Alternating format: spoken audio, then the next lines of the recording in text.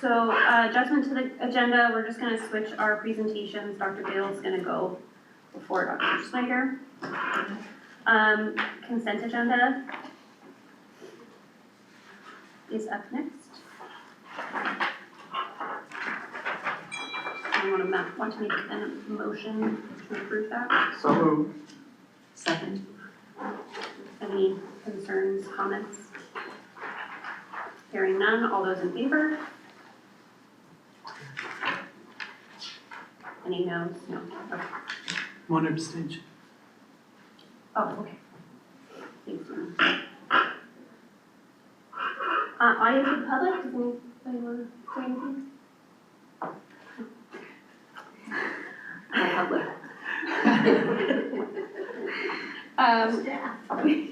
Yeah. We don't have any action items, so we will move on to our presentation from Dr. Beal, our library media specialist. Can I just ask a quick question? I was asked by another board member to see if in the schools, is there anything going on for the celebration of the 250th anniversary of our country? Just as an idea of things that maybe, just asked me to find out if that was going on, and so, there you go. Seems like the Prescott music Pardon me? classes. It seems like at least from what my kids are singing at home, it seems like the Prescott Spring Concert is like, Oh, cool. they're singing songs about veterans and America and stuff. The So state song. it seems like that might be the theme of our spring concert, but that's what I hear. Good? Okay. Is it good if I stand here? Okay. Well, thank you for having me come back and talk to you about our library. April is School Library Month. So I think it was a year ago this month that I came to talk to you before. So we've been very busy this year in the libraries, and I just want to do a shout out to the staff because they really do go incredibly above and beyond to make the libraries really fun, engaging, and safe place for kids. Here are a few of our things that we've done. Winter Olympics game. This is Pumpkin Jack at Miller. He doesn't look like that anymore. He's getting ready to get planted and become a new baby pumpkin in the fall. This is Bernadette in Union, who's just, I think, a little treasure. She's amazing. So we're just doing a lot of fun things in the library this year. Sorry, did you see? Do you want to see? Okay. It's a brief list of the things that have happened this year. One of our big things that we did was we migrated to a new software program that is way more user-friendly for students and staff. It's also on the back end of our library system, has been a huge difference. When I first started here last year, we had a program that really essentially was every school was its own library. You could kind of look at what somebody else had in another school, but you really couldn't see that very well. And now behind the scenes, we're one library with 7 branches, if that makes sense. So if a teacher needed 7 copies of one book, they could actually search on our system and see where they have it. They can put holes, and we can do interlibrary loans and track that data a lot better. There's just better reporting and data collection on the back end as well. So it's just been making our system, it's going to be making our system way more user-friendly and data-driven, which is kind of my deal. I want to make sure that we're getting books that kids want, that we're weeding books that are out of date. That's a big thing that we've been doing. Our nonfiction sections are in rough shape. We're taking out nonfiction books from the 40s and the 50s and the 60s, so we have some more current data or information, and we want our kids to have the most current information. NVHS got a big reorganization if you've been over there. Thank you to the facilities team because they went way above and beyond for us. They did not have, I'm sure they did not have the time and the staff to do that, and it's made a huge difference. If you remember last year when you went into the library, the kids were on one side, the books were on the other. And the bookcases were in a way that you couldn't see between them. And you know, teenagers, we like to keep our eyes on everybody, so now we can see everybody wherever they go. We have some little nooks for kids to like smaller areas where kids can go and do work, and they kind of like that a little bit better, so we're improving that as we go. We did our first full inventory in a decade. If you don't know what that means, just know that every single book in all of the libraries have been scanned at least once this year, and sometimes more than once. That took between November and the end of January. And then going back to our new system, I was in one school, Warren, I think, and I said, I'm gonna do this in like a week. And she thought I was just out of my mind trying to do that. When we got done, she said, it's never gone that easily before. Our old system, you had to go in shelf order, which means if one book was out of place, it stopped until you found the book. So you can imagine, that's why it hasn't been done in a really long time. This is something that should be happening every year, because it just gives us such good data about what needs to be pulled, what needs to get purchased. I know weeding is scary, but it really does help us figure out what we need to buy. And it helps us make sure our collections are up to date and relevant. So, and it hasn't been done in a really long time, so it just is, it's kind of a lot of what's happening now, but we're making lists and finding really good materials that we can go into the new school year with. And then all the other things that we've been doing, including waiting for summer reading grants for a couple of schools, where we're gonna try to put together some reading programs for the summer and keep things going and connect with local libraries to make sure that we're in partnership with them. Okay, I love this slide the most because I really, numbers talk. Here are the total books circulated as of 3:30 today. Okay, so over 20,000 print books. I mean, that's a little, like, an hour and a half ago. Yeah. I mean, like, listen, I gotta get good data. And our digital books, this is our ebooks and audiobooks, about 2,700. This is the average book cost. So print books cost us about an average of $25, sometimes more or less. And then audiobooks, ebooks cost around average $40, sometimes much less, a lot of times much more. So that's about what we are saving our community every year in our libraries. And this is just circulation. So our library budget is about $500,000. So we are really contributing to our community financially, I think. Average copyright, this is a statistic I talked about last year. It is not the perfect measure, but we talk about the average copyright date of when a book is published. Our very lofty goal is 2015. To give you a hint about how lofty that is, it's probably gonna take us over 10 years to get there. So last year, this was our average copyright dates for each of these schools. The asterisks are, this includes book room books. Those are books that the school has, like multiple copy books for reading programs. They're not part of the library, but that book is in our system. We don't manage those at all. I can't go back and take them out of our last year's data, so it's kind of skewing us lower, if that makes sense.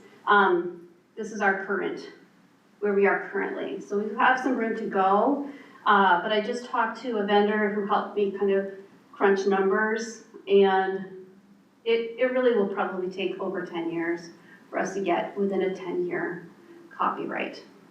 Okay. Any questions about that?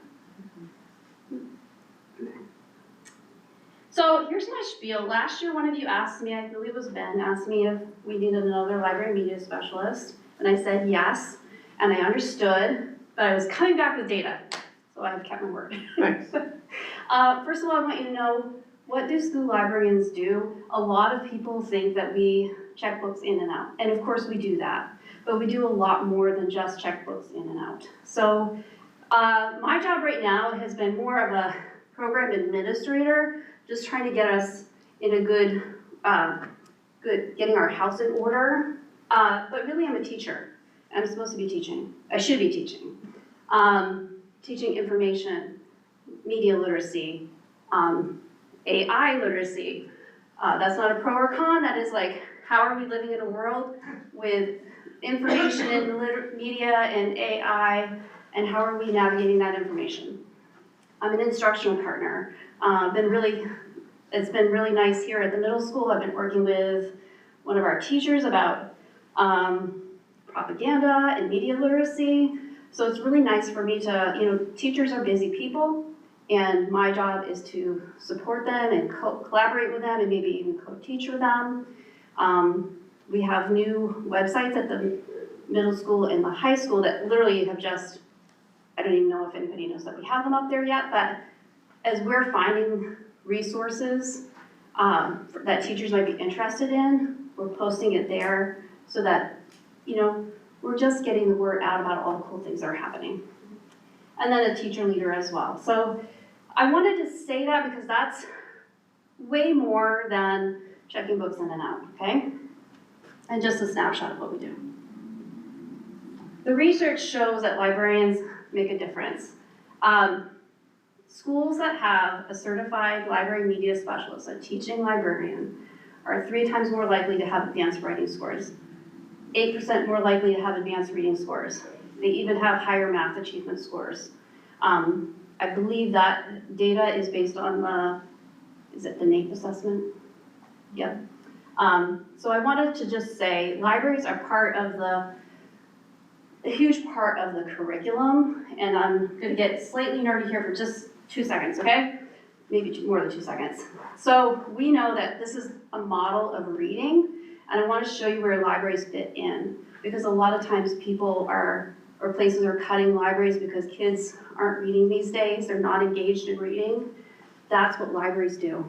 We drive the motivation and engagement. We teach kids how to develop their reading life, how to develop a love of reading, what they love reading, what they don't like reading, how to navigate information, and we drive the rest of it, the word recognition, the comprehension. Of course, teachers are always doing all of this all the time, but if they're not engaged, this part gets harder, okay? So you need all of this to become readers, and that's part of what libraries bring to our curriculum. Okay, one more reason you should have at least another library media specialist in this district. This is the average librarian to student ratio in Maine is 1 to about 900 students, which I think is still pretty high. We have 1 for the entire student population.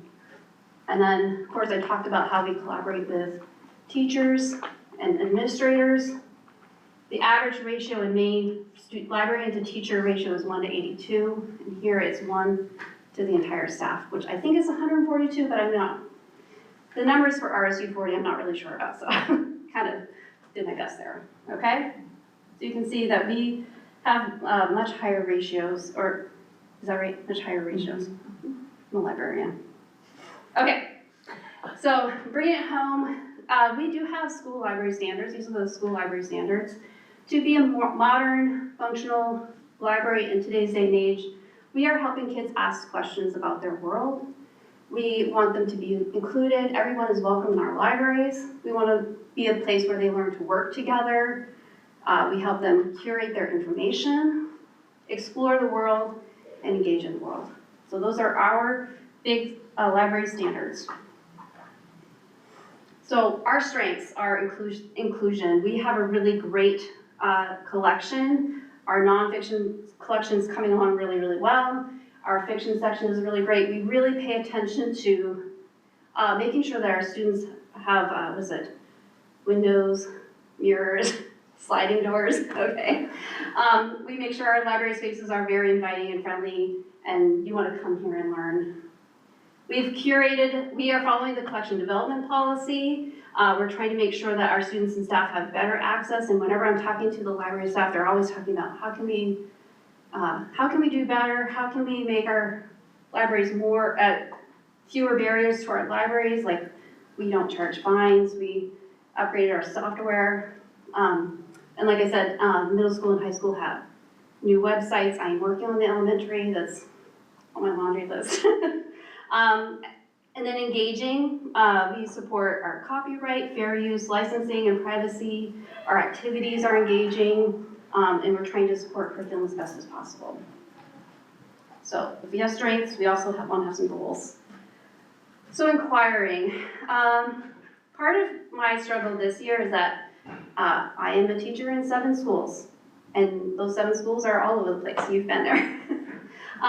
One of the things that we want to do is start to provide some consistency between the schools so that, you know, as our 5 elementaries funnel into the middle school and high school, are that they're coming in with some sort of consistent programming that align with our AASL standards and our curriculum. So my idea for next year is to start building an elementary progression so that we're working with the staff to build a progression so that we kind of have some idea of what, some consistency between the schools. We're also working with the tech department to include that media literacy component from Common Sense Media.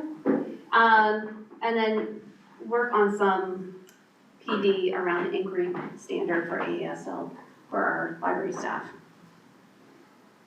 And my hope with that is to free me up to spend a little bit more time on this campus, because by the time you get to middle school, high school, in middle school you want to keep that library, the reading engagement going, but you're also adding a lot more research and information finding and writing. We also want to start looking at our library spaces to build some more collaborative spaces. So in middle school, we're looking at like, how do we create some more learning spaces so that we have this great collection, but they're actually doing some projects and research in here. I'm working on a grant to rearrange Miller and upgrade Miller's library space. If you've been in there, it's pre-K5 and most of the bookcases are over 6 feet tall. So some of the books, they just don't even know they're there because they're way above their head.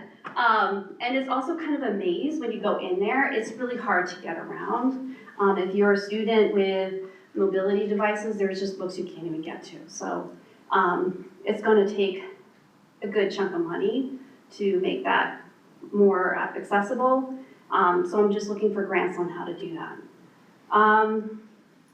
And then looking at the MBHS bookcases as well, those are kind of old, rusted.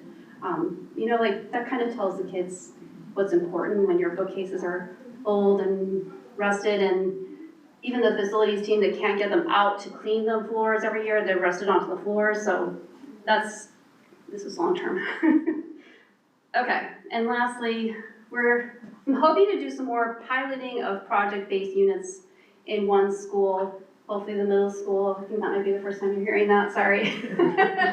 I have a lot of ideas, so the middle school seems to be very open to encouraging my ideas. And that does provide a possible example of what's possible in the library and engaging our learners. So I'm hoping to collaborate with staff with that. In my past job, I worked on a professional development series with this organization, the National Council for History Education. They're continuing to do that work, and I'm continuing to be a part of that, so that's why that's there. And again, looking for grant funding whenever I can. I think I've written 3 grants so far. All right, thank you so much. Any questions? Question? Sure. I have been, and I should know the answer to this, I guess, so I've been asked, I guess, multiple times by people in the community who are like cleaning out their books at home or whatever about what it would look like to donate books to the school library, and I never really have a clear answer, so what does that look like, and do we just go to our school librarian or? Yeah, I will say, sometimes it's hard when people are donating books because our books get used. And sometimes when you have books that are like paperbacks and things like that, they're not gonna last in a library. Mm-hmm. That being said, you can always give them to us because we, sometimes we do like books before break, Mm-hmm. or we do summer reading program and everybody gets to take a book home. So we do find a place for them, so they can just bring them to us. So we're just asking if possible, make sure that they're in good condition. Mm-hmm. That's what we're. Pre-19 or later than 1996. That would be great. Closest to Non-fiction, 2015. non-fiction, if it's older than 2015, maybe don't we worry. don't need that. Okay, Yes, amazing. yeah, thanks, good question, so, Ben? First, just a comment to say that I'm really impressed with the amount of activity that you're showing us is going on, given that you have yourself and then you have the library ed techs in the various schools. I mean, I'm really impressed with how much you're accomplishing and how much you've accomplished over the past year.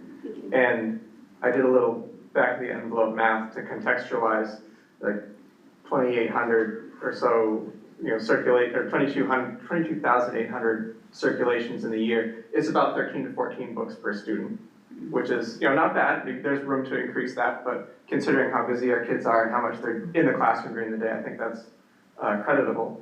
The question I wanted to ask was, other than the work you're trying to set up for summer reading programs, are you doing anything else with local municipal libraries? At this point, no, and it's not because of not wanting to, it's a matter of, I have to sleep sometimes. But we're doing I wrote a couple of grants for the summer reading program. I thought that would be a really good place to start because a lot of local libraries are doing summer reading programs. So in fact, I'm meeting with the Waldoboro librarian tomorrow. So I want to make sure we're kind of supporting each other, and that's like a future goal to collaborate. I'm very welcome. I'm very open to that kind of collaboration. Just it's a matter of time. Yeah. I wonder if it would be possible to invite some of the local librarians in before the summer, so we can make sure all of our students have cards to the Yes. local libraries. Yeah, I think that's one of the questions I want to ask, because sometimes you need to have, I don't know, every town's gonna have different policies. Yeah. So like Friendship, those kids used to go to that local library every day because they could just walk Right. over. So that's one of my questions is, what does it take for a kid to get a library card? And I think that would be a great way to start supporting Yeah. those town libraries. They've got some really good stuff going on. I've got something that's been on my mind a little bit, but before I say that, I want to just say that I remember last year when you first were hired and you came and talked to us. It was actually in April of last year. Yes.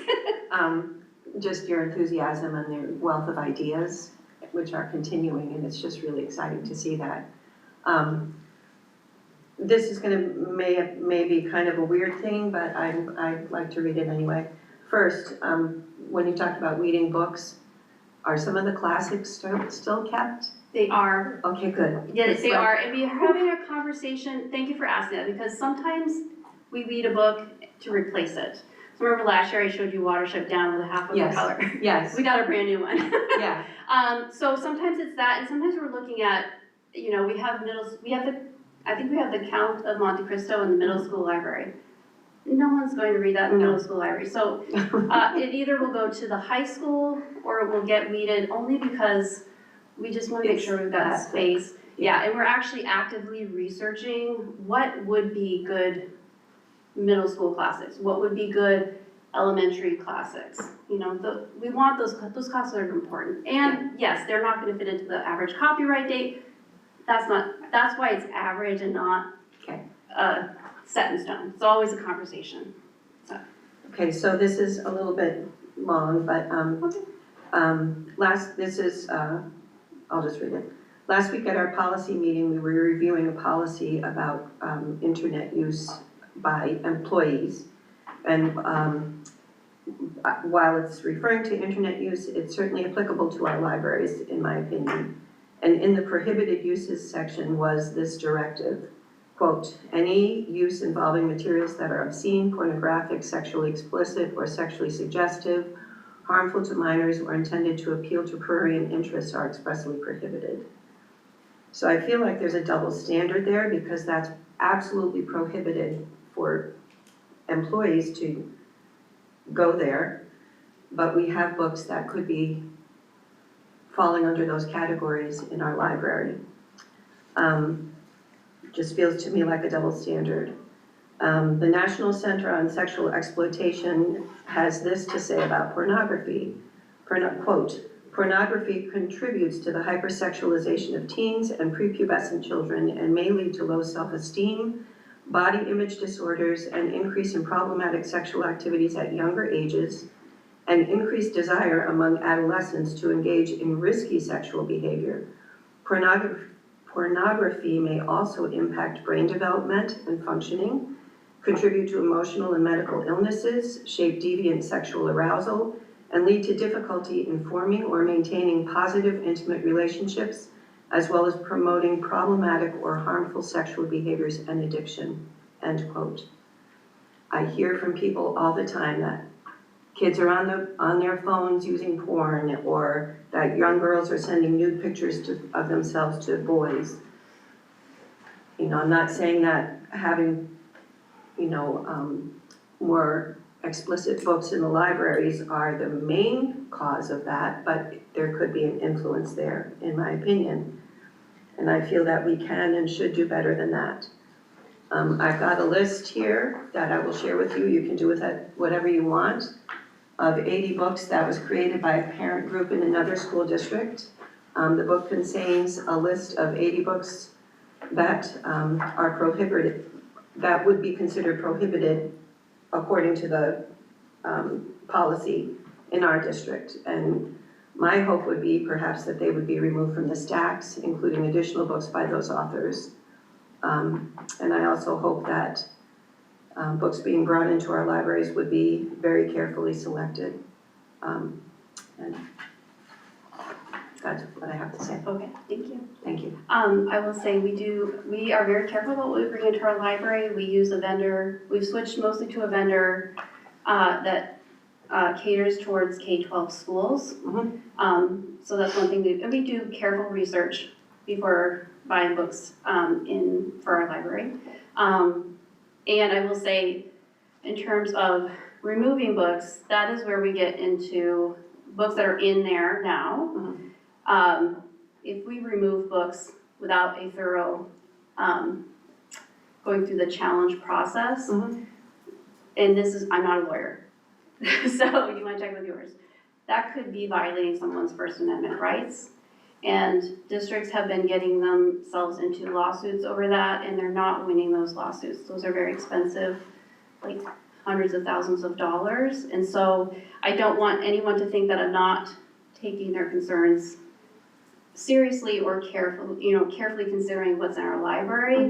But I also want to make sure that we are supporting First Amendment rights to freedom of information. That is, legally part of what we have to do, and we could get ourselves in a lot of hot water if we're not careful, right? And again, that is way above my pay grade. That is Well, some school systems have chosen not to completely take the books out of the library, but put them in a section where they would need to be requested. And again, there are places that are doing that, and that is considered censorship, and that could also get you into a lawsuit. And again, that's not my. Right. I just don't know. So Well, I feel very much, I think, this is given what the National Center on Sexual Exploitation has determined, we need to be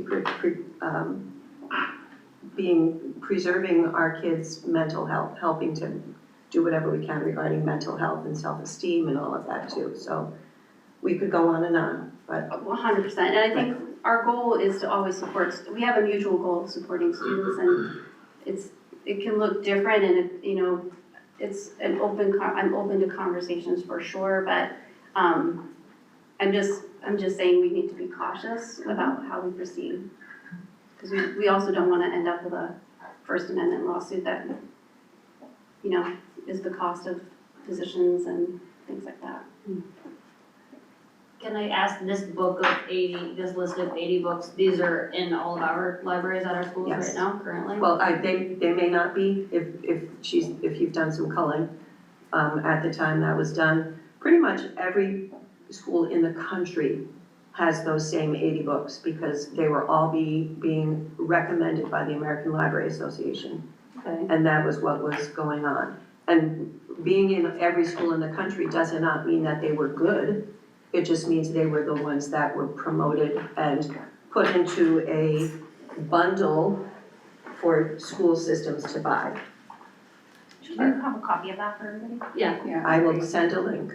Yeah, that would be, yeah. It's 18 pages long. I'm not making a copy for everybody, Oh no, we can. so, but I can send the link. Maybe I'll do it to the school board. I don't, or do you just want it for you guys, just the curriculum committee? Maybe Danny would It's know. this committee, so Okay, And then my follow-up question to that is, who was the organization that put that list together? it was a concerned parent group at the in this Herman school system. Thank you. I don't know if I really want to spend too much more time on this than we already have, but I would suggest that we don't engage in discussions of this sort without getting a very solid primer on obscenity law and the First Amendment from our council. And I would also suggest that when we go down the road of evaluating books, that we do so not based on arbitrary standards by concerned parent groups, but by the standards that are required by law and judicial precedent. I would just say too, when we're making weeding decisions, there's a document called the CREW method. I cannot tell you what CREW Yeah, I stands for. remember, I saw it Yes. in my notes. I might even have brought them along. Yeah, and that is out of Texas. That is really what libraries use to make decisions about what to Yeah, it go. was something like, if they're ripped or, Yeah, yeah. it also has like a musty, like that's an acronym for Yes. things, so, you know. Oh, that was the one, Yeah, so I mean, really, a lot of the books we're taking out now, we've taken pictures of the tables after we've gotten them out of, and it's like, dusty and moldy and gross, and, right now, those are the books that we're talking about, is just, you don't even wanna hold them, because they're just, gonna be like that.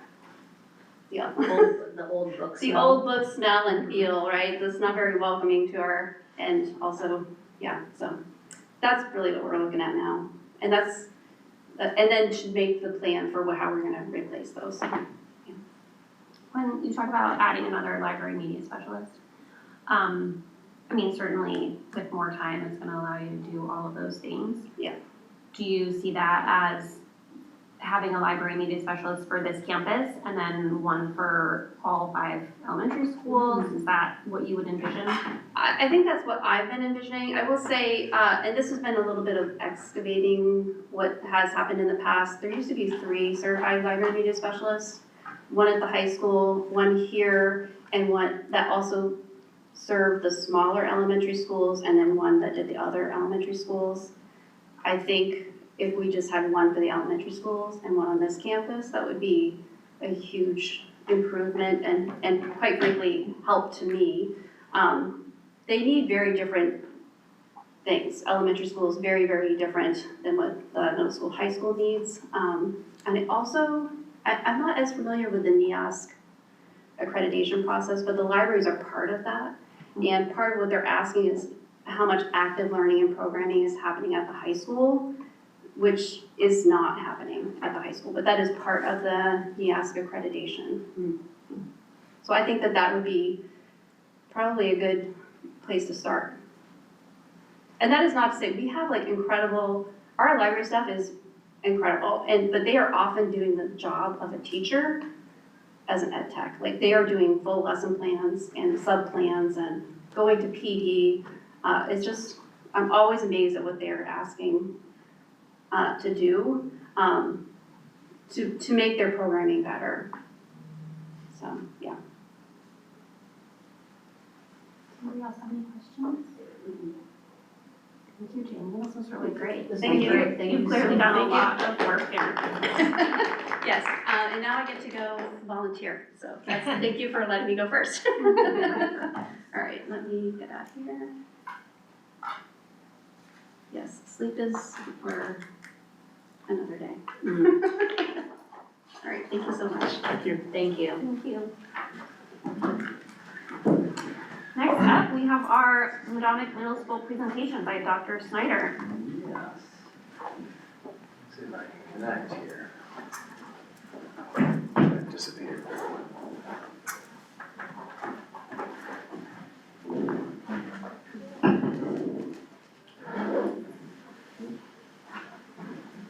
Okay.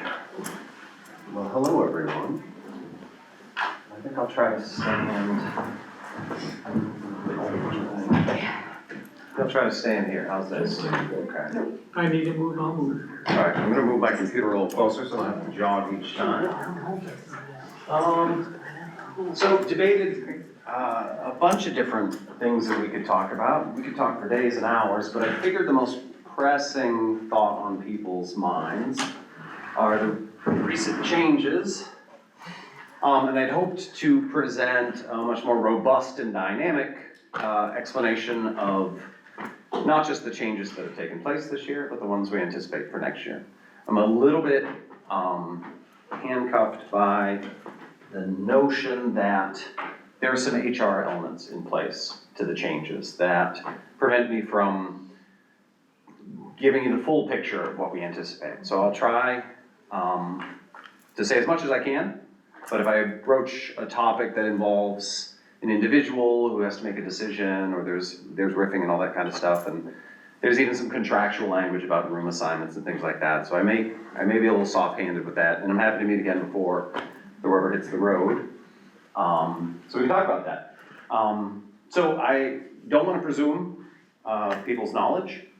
So I want to talk a little bit about, I can't really tell you where we're going until I tell you where we are and where we've been. So this building was built around a house model. Think Hogwarts. It is color-coded and divided into these quadrants, and it was really meant to be these little schools within schools. And I think I've got our four wings.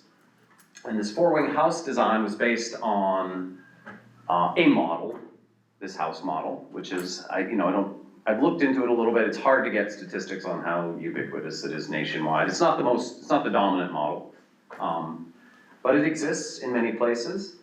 So the way this was gonna go is 7th and 8th graders would come here.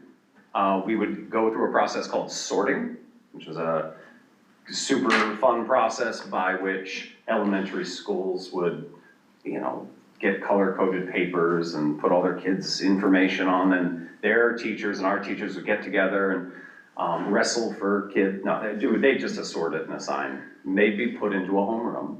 And that was a super intentional and super important process because they would live in that homeroom for their 2 years here. They would spend those 2 years with those 17 to 21 kids, every class together, same 4 teachers, 2 years in a row. And that self-contained 4-teacher team, I think we may do a walkthrough after, you're all welcome. There are 4 classrooms in each wing, ELA, math, social studies, science, that kind of deal. It was designed for stability and to accelerate intimacy in what I think is universally considered kind of an abbreviated middle school experience.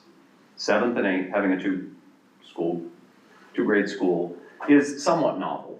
And so by keeping, we have all of these students coming from these disparate elementary school experiences in communities and towns, all bottlenecking together for a very short period of time. And I was a science guy, so Bernoulli's equation, right? Like the diameter of your pipe changes, the velocity goes up.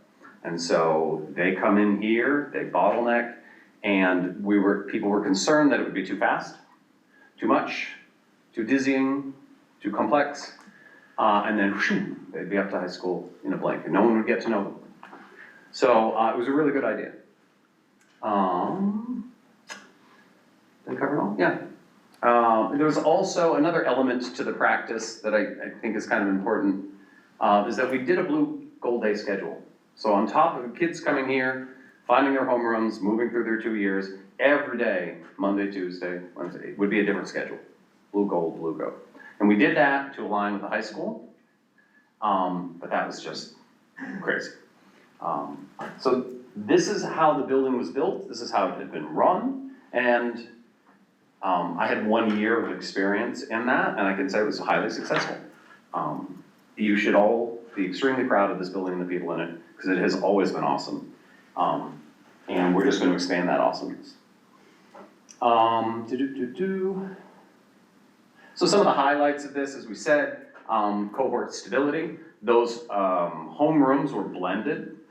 Students from every elementary school were mixed. We tried to blend every attribute and aspect of a student's experience so that they had some people they knew, but they had enough kids that they got to know in those 2 years that they would get the best of both worlds. It was really about getting those teachers to get to know those kids intimately, and they did. And there was almost no movement. Most kids, class is over, get up, walk 10 feet, there's your next class. Walk 10 feet. And so for those of you who have experience with young people, and students in particular, transitions are exciting opportunities for exploration. So there was little to explore, and theoretically little to clean up with afterwards. And we were serving about 270 kids. I think we're a little bit under that. I think we're in the kind of the 260 range a couple years ago. So this year, this is where I can say the most about, and I expect most of this is gonna be Q&A, I hope, because I bet you have questions. I wrote these slides, they were so text-rich and dense and tedious, it was almost like a conversation with me. So, this year we got 6th grade, got about 40 students, and we ran a three-teacher 6th grade team. But when we were doing that, we were not kind of naive. When the foot is in the door, it's rare that it comes back out. And so when you get a foot in the door, the goal is to open the door. And so we had a lot of conversations and planning about, listen, I think there's an inevitability, if you look at the data, for more 6th graders coming. And, we were right. Weren't really sure how many, but. So our challenge this year was to go from 265 kids to about 305. And our first challenge was safety, as it always is, kind of our first goal. And safety sounds like a scary word, but just efficiently running systems. We needed lunchrooms that could host the extra kids. We take our kids out for fresh air, kind of a code for recess, and they need to be monitored and supervised. They need to get, to and from the hallways. And for our new kids, they're gonna need extra support, 6th graders, because even that 10 feet from one door to the next, they're smaller, so scale feet, it's like 50, right? So that was our first process. And we spent a lot of time thinking about that. And as a result of that, we determined that we'd have to run parallel schedules. We'd have to run an entire schedule for the 6th grade and an entirely separate schedule for 7th and 8th. It was the only way, and there's all kinds of different factors to it. We have, a certain number of teachers for 7th and 8th. We had a different number for 6th grade. And there's duties and coverages and prep periods and allied classes and bears, oh my. So this part sorted out pretty well. We ended up taking our 6th grade class and sending them out to fresh air with 8th grade. I think the theory there was they would have less in common. And when you have less in common, you have less interaction, less friction, less stuff for Julie and I to do. And it's pretty much played out that way. They've lived parallel. We also thought it would be an opportunity for our 8th graders to be role models and so forth and so on. We're working on that. They have their own lunch. They have a rich and robust lunch at about 10:40 in the morning, more of a brunch. But they do eat. They have the whole place to themselves. And so they really explore the space. And then, they had, teachers need their preps. 6th grade team needs common planning time so that they can strategically evolve this process. And so it was, I think we did an okay job. It was kind of a combination of layering and entangling, but it was never going to be the finished product. But we got the safety piece done. The biggest challenge I think the biggest decision we had to make was when the 6th grade was coming up. Did we take one of our 4 wings, remove the classes that were in there, isolate it, and isolate sounds like a judgmental word, but ISO means alone, so whatever. And make that the 6th grade wing, right? And like purple, I just chose purple at random. And then we run 7th and 8th grade through the other 3. And this was, we talked to staff, we did votes, we debated, we cried, we yelled. We didn't do that last part, but we decided that we were gonna integrate. And rather than, because we ultimately said this isn't the end of the 6th grade coming. And most middle school models are 6th through 8th grade. They live in the same space, they move through the same hallways. My kids are at GSV, they do it K to 8. I don't know how that works, but, so we didn't choose this model. We integrated them. So what we essentially did was select one room in each of the houses and made it a 6th grade classroom. So, referencing my earlier statement, that meant the houses are all done. And that was a very difficult process for our staff. It was a beloved, time-honored, there'd been relationships, the community supported it. So there's a lot of anxiety about that move. But we believed that that integration piece was really important, and it allowed us to move to a model, changing our houses from these arbitrary wings to PLCs, content wings. So now each of those colored wings is a department.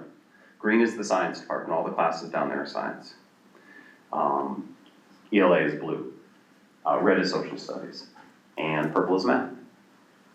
And our hope was that we can build a community and culture around our content, right? Fish tanks in the hallway in the science wing, and rulers in math. I was a math teacher, I should do better than that, but posters and maps and 3Ds and stuff, grids and so forth. So we made that change, and that was very difficult. And this would be remiss if I didn't take the time to say that our staff, there was a lot of stiff upper lips, there was a lot of clenched teeth, there was a lot of muttering, all well-deserved and earned. Because if I'm honest, we had to do this in a very accelerated fashion with very little time for what we value, which is collaboration, shared leadership. We got this in March, and we need to have a plan before June. And so, yeah, we didn't sleep much, Julie and I.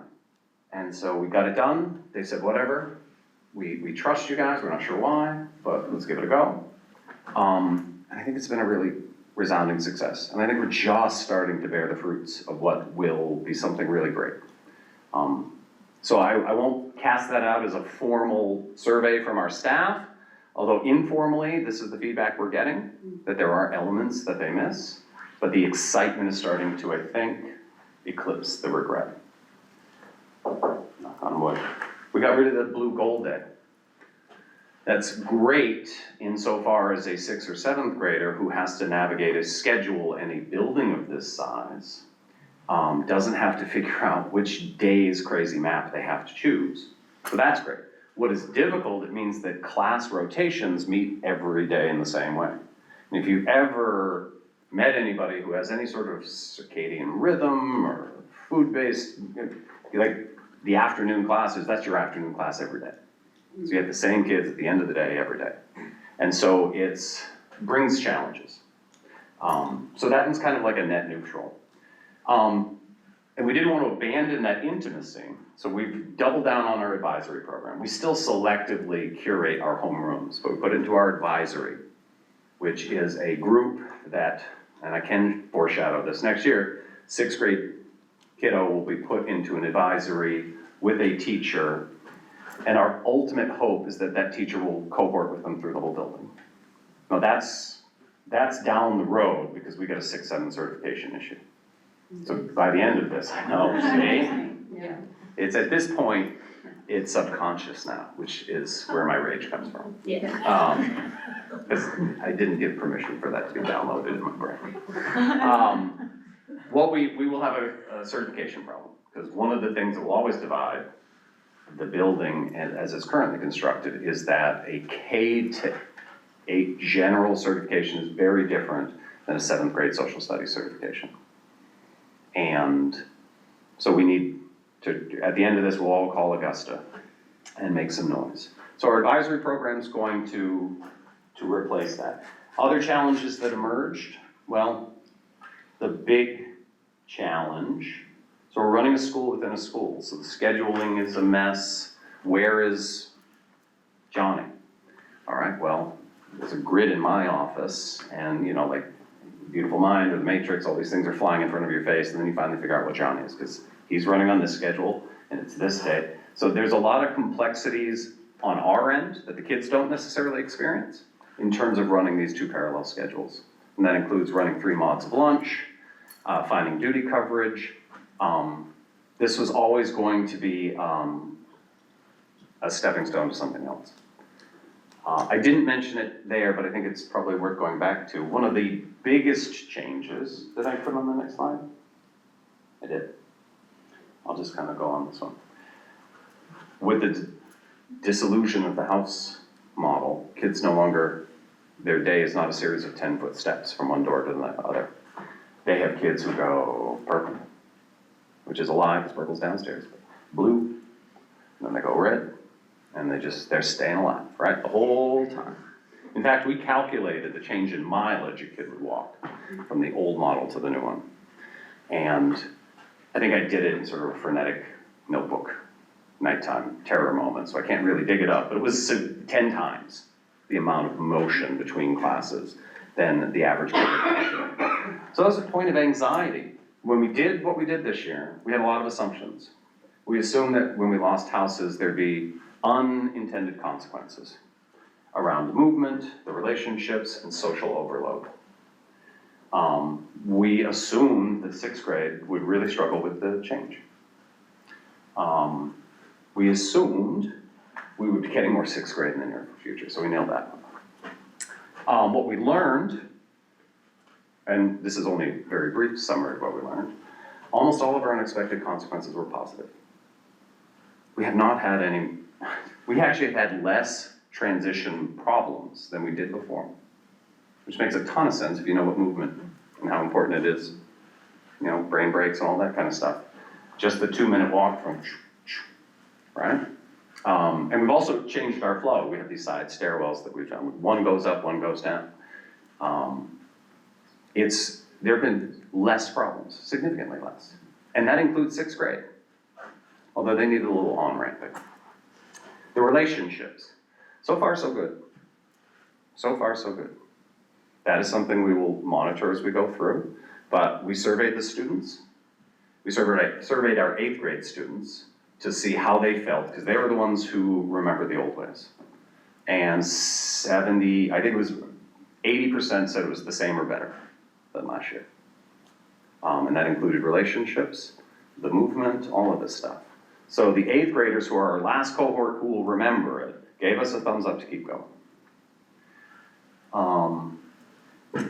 The 6th grade has been an unmitigated success. I wanted students to come and talk, but they couldn't. But they will be happy to. I know you already heard from Aubrey. But the number of kids, a lot of these kids will be going to the elementary schools with some 7th grade buddies who went to that school to share that experience out to 5th and 6th grade. So they can do some Q&As, because I honestly can say not a single 7th grader, or maybe they lie to me because I'm big and scary, but they come up to me and without permission start talking to me. And when they do that, they say nothing but good things, right? They all agree that they're excited to be here. They feel a little more grown up. They still act, when you're looking from the outside, they still act quite little, but they're in that perfect zone of being little, but feeling big, but also feeling structured and controlled. There have not been between grade frictions the way we feared. Not that it's been imperfect, but not that it's been perfect, but we have imperfections everywhere. It's been a resounding success. And we learned that the way we do things here is very, very, very different than teachers do things at elementary. Right? We use Google Classroom. We use a grading scale of 0 to 100. We have our grades updated in the grade book every 2 weeks. We send out our progress reports. We have guided working lunch if you're on the wrong path. We redirect you with some support. Kids love it. And we just do a lot of things differently. We've learned a lot from our 6th grade team who came in and brought new ideas. I think we've imparted a whole lot, and I think it prepared us for what's coming next. I think we're better prepared to do that. So this next slide should be like 50 pages, probably 2, because we just got a sense of when some of the personnel decisions will be sealed by, and then that starts a concatenation of decisions, and I can share a lot more. But ultimately, our goal in the coming year is to have our sixth grade team as departmentalized as the rest. We're gonna have more social studies, we're gonna have, all of our sixth graders will get science every day. They will get social studies every day, they will get math every day. And in elementary schools, social studies and science, sometimes curriculum, you run out of time. And statistically, it's science and social studies. And that hurts my heart, because those are the two integrative contents. Those are the two that use the tools that you learn in the other ones, right? You don't take a class on how to build a hammer, you use a hammer to build a house. And so math is a lot of hammer building. And so where do you use it? Use it in science. So they will have a middle school curriculum, and that is our goal, and we have a plan for that. I think in the long run, if we can fix this certification thing, then we'll really have an integrated organic building where there won't be 6th, 7th, or 8th grade teams, or there will if we decide that's how the data and feedback goes. But the option is that a kid could have any of 25 teachers, you know? There's just opportunities and potentials for things that didn't exist before. We can teach a pre-algebra class, mixed grade 6th, 7th. So it's just like a philosophical reminder that in chaos there is opportunity. And we've got a really great group of people who look at the chaos, go, oh, and then shift aside and start looking for those opportunities. And we're finding them every day. I think in a month I could come and show you the whole schedule, because I have it all built for next year. I know where every room's gonna go, I know where we want people to go, I just can't tell you yet, because we've got to nail a few things down. But we've got plans, we've got space, the positions that the board approved around music and guidance are already garnering applications, like high levels, and they look really good, so, yeah, it's kind of what we're thinking. Questions? I just want to compliment you on how you just kind of roll with this stuff and come up with these out-of-the-box solutions. Well, thank you. I attribute that to working with middle school students who force you to be out of the box. I'm not sure my brain worked this way before I started, but thank you. Yeah, and again, I pitch it back to my team because, again, when the superintendent mentioned that in the original budget discussion, there were conversations about adding extra 6th graders, and we kind of knew that. And there was one model. And then there was some talk about that, and then in the years to follow. So I just came to the staff meeting that came after that and said, can we just ask for them all? So we can be done with this system building and start, project-based learning, experiential learning, like just starting to turn the levers and dials on curriculum and the experience that a child has, right, in the school, because that's really where our hearts and minds are. And by approving this, I mean, it's gonna be a ride, but we'll get it, and then we'll get to that work faster. And it's that they just voted as a staff almost unanimously, said, yeah, let's go for it.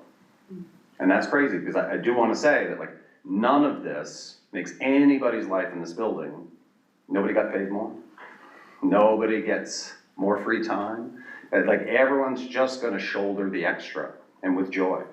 And that is why I think the district's so lucky to have the staff that are here. It's pretty impressive. It's not easy, not an easy ask. I just want to make sure that I'm reading this slide correctly. So where it says 27, 28 up in the corner, are you envisioning a sort of a 26, 27 transition to this, and then 28, 29 is where, you're pretty much fully involved in your new structure and system? Yeah, and I think the essence of evolution, I mean, adaptation under pressure is evolution, and the pressure will always be there, because we'll apply it ourselves if we don't get it externally. So this will never be a finished product. But I think this year, here's an example of, and I don't want to call this a bridge year because it isn't. Everyone's going to get like the best thing they've had. It's just probably not going to look the way it is going to be next year because we have ideas about. So the 6th grade team will have common planning as a 6th grade team because they need to get together and workshop with us and with each other how the sixth grade thing is going. But eventually, the sixth grade thing will be a machine that runs itself. So then they'll be integrated, they'll have common planning with their social studies teachers and their math teachers. One of the products we want to come out of this year is an integrated 6 to 8 curriculum. Once we have that, we can hand that off, well, obviously working in conjunction with the district, that can apply down pressure to supporting curriculum below, and we can start to work to dovetail that up to high school. So we've got this laboratory here. It's really, I mean, we'll have more than half the kids in the district on this campus every day next year. And so, yeah, so there is the WIN block. We have a WIN block. It's called What I Need Now. It is not a study hall. That phrase has worn through. It is a period in which a teacher meets with their advisory, and those kids get tagged out through a digital tagging system to the teachers who need to see them and work with them. So it's a very intentional, targeted RTI. It's part of our MTSS system. Sixth grade will have it this year. They didn't this coming year. They didn't have it this year. But they won't have it in the same WIN block as 7th and 8th because we have to work out allied rotations and things like that. So there'll be differences between a true full 6th, 7th, 8th unified monolithic schedule if we end up there because it's best practice. If we finish this year, we'll do our learns, and if we say we love it the way it is, we'll leave it.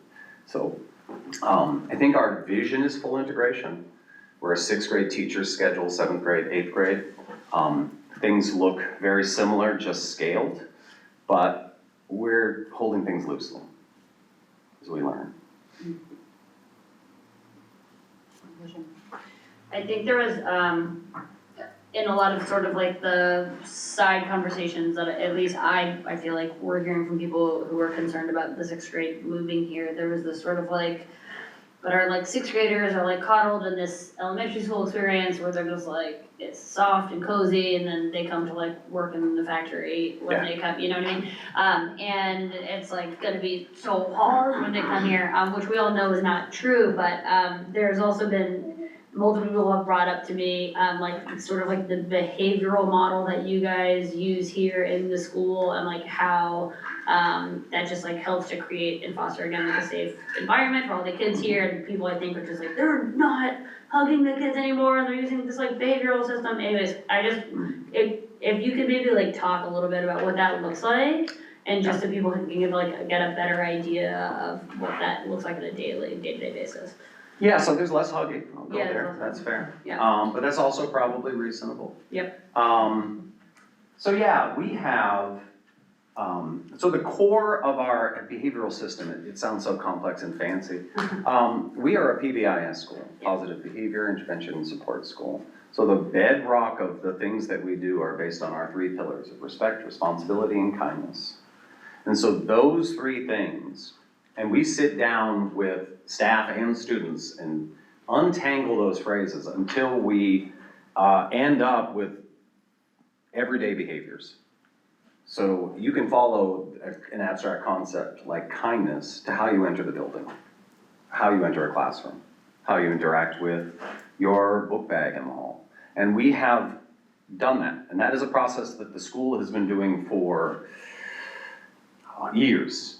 And so it is, there's materials all around the building. So we have a philosophy. And that philosophy is sort of sadly embedded psychologically like that 6-7 nonsense. It's automatic for most of us. We reference it when we redirect, we connect. We are big connect before correct school. And so, yeah, it's interesting. The interesting thing about behaviors for kids who've been in an elementary school for 6 years, and I know this because I have 6th grade students, when they step into this building, they decide to behave differently, right? And for some of them, they've been looking for that opportunity for a long time to be someone else, to be a little bit different, to start a new trend, a new habit, a new friendship. So yeah, I think, yeah, a behavioral system. Yeah, that's a complex one. It just doesn't feel that way. Yeah. To me, it feels like the exact balance between the difference between 9th grade and 5th grade, right? The expectations are a little higher. You probably get asked to change your behavior 3 times instead of 5. There's probably a little more accountability, you probably get talked to a little bit more. Kids know I talk. They'll do anything, they'll behave to get out of a conversation. So yeah, I can understand that fear. I can understand that there's a sense that,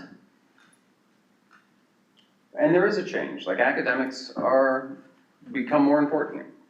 You know, the habits of a student become more important. They do not dwarf the habits of being a friend or a kind person by any means. In fact, I still think our ratio is probably 65-35 in that social domain. Yeah, I get more requests for stronger discipline than weaker, I would say, I think, from the community in general. So I don't know, I guess it's one of those things, I couldn't talk someone into believing it. My advice to families who are sending their kids here is, check in with us anytime, but check in October, and I think we'll have the vibe. It's hard to show. You kind of gotta feel it.